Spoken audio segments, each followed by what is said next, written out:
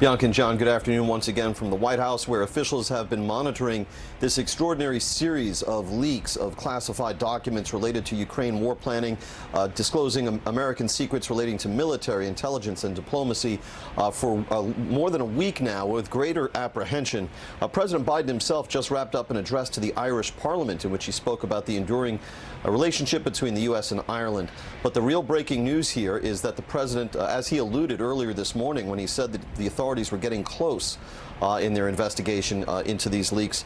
Now, from published reports, we have learned the following, that the authorities want to bring in for questioning a young airman with the Massachusetts Air National Guard, a member of the 102nd Intelligence Wing. His name is Jack Teixeira, and he would fit the profile that's been established in published reporting of a potential leaker who was fit, had a military background and bearing, loved God and guns. What happened here today is that the New York Times was the first to break this news.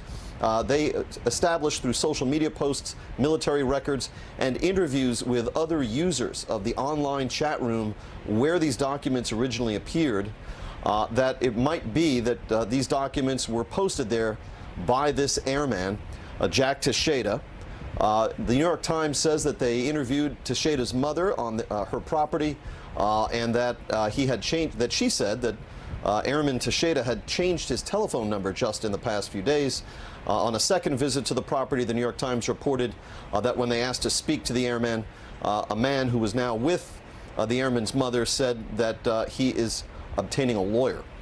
So yes, there could be an arrest fairly soon in this case. President Biden hadn't commented on this case in the week since it became known to the public until this morning, when he finally accepted a question from a reporter about it.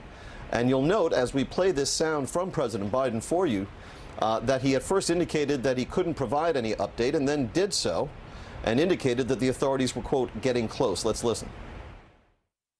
I can't right now. There is a full-blown investigation going on, as you know, with the intelligence community and the Justice Department, and they're getting close. I don't have an answer for that. I'm not concerned about the leakages, and I'm concerned that it happened. But there's nothing contemporaneous that I'm aware of that is of great consequence. Now, two things are notable about what the president said there. First was his indication that the authorities were, quote, getting close in their identification of a potential leaker. And now we have this news, published reports to the effect that the FBI wants to bring in for questioning an airman from the Massachusetts Air National Guard, Jack Teixeira, who was a member of the Air National Guard's 102nd Intelligence Wing.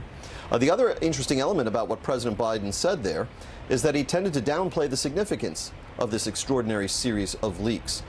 Keep in mind that until now we had heard principally from the White House's John Kirby, the retired Rear Admiral who is the spokesman for the National Security Council.